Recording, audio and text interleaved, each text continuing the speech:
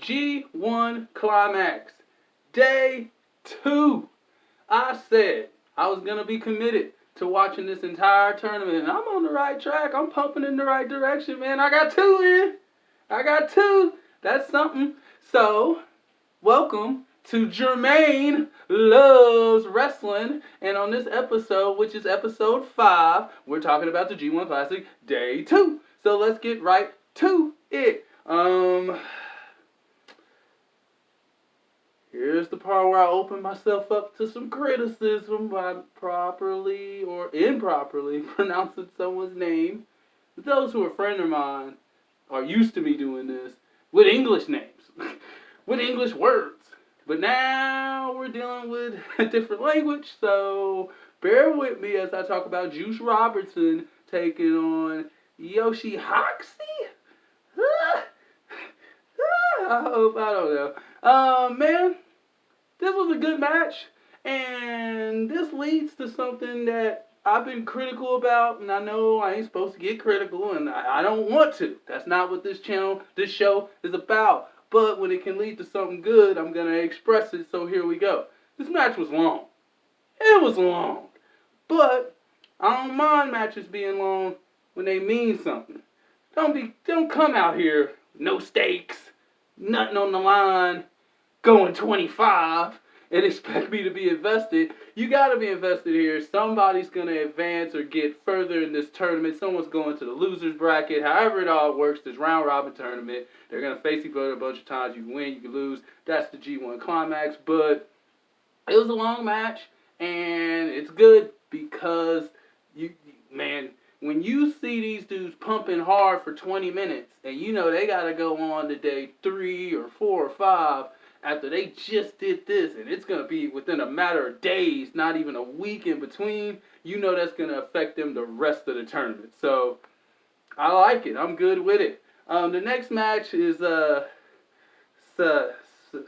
man, Yaito and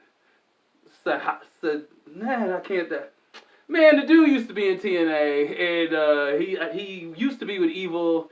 Sedata, whatever. He's good, but I can't think of his name. I'm sorry. And I really wasn't even interested in this match. I know the other cat that I can't pronounce his name is fantastic in the ring. But Yaito, he's not my cup of tea, if you will. And they get to pulling out the wrist tape, and I'm not really familiar with this part of his game. I knew he ripped off the turnbuckle pad, you know, I knew he did that, but he does this wrist tape thing. Eventually, they get to the floor, and this dude wrist tapes Sedata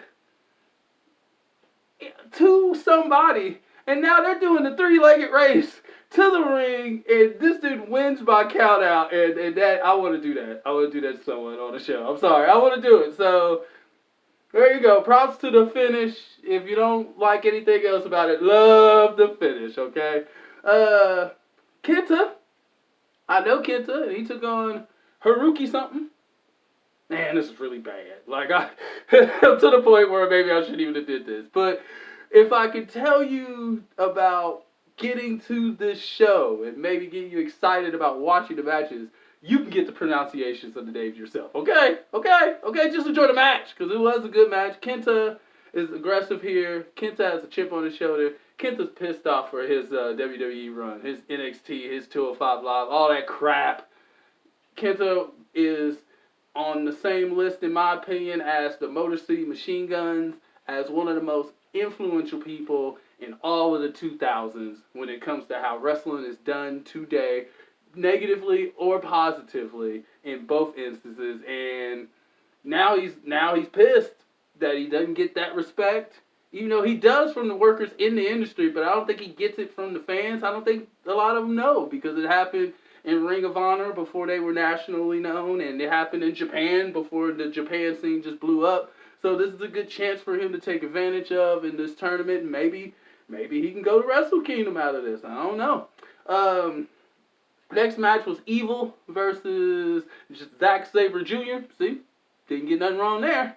And I ain't gonna lie, I'm not a big fan of Evil. I've never really been down with him, but I'm aware that he turned his back on his old group and he's now in the Bullet Club. So he had Gato with him, and this is the best presentation of Evil that I've ever seen. So already the gear change, the color scheme out of that purple, got that cool looking raft type gear. I say cool and raft in the same sentence, and old fans are gonna look at me like, what you talking about, dog? But I like the outfit, and Evil looks good here. Him and Zack Sabre Jr., you know, technical prowess, Zack Sabre Jr. all day. So you know what you got here. That's a good matchup to check out. And then we get to the main event, which is Naito versus, I'm gonna get this, Hiroshi Tanahashi. Yeah, and I know Hiroshi Tanahashi from, he came to TNA Impact in 2006 and took on AJ Styles on a pay-per-view. And this dude still looks amazing. This dude still looks like a rock star. This dude can still move. His frog splash crossbody, man, I'll take it all day, any day. You know, and then he got the work in the leg of Naito, and they are nailing these main events.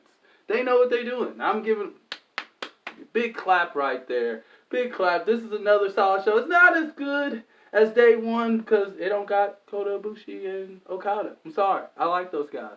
But I love me some Hiroshi Tanahashi, and he is going to be my performer of the show with a special shout out to that finish of the match that I can't pronounce the dude's name, so I'm going to catch a lot of heat. Former TNA Impact Champion, if that means anything.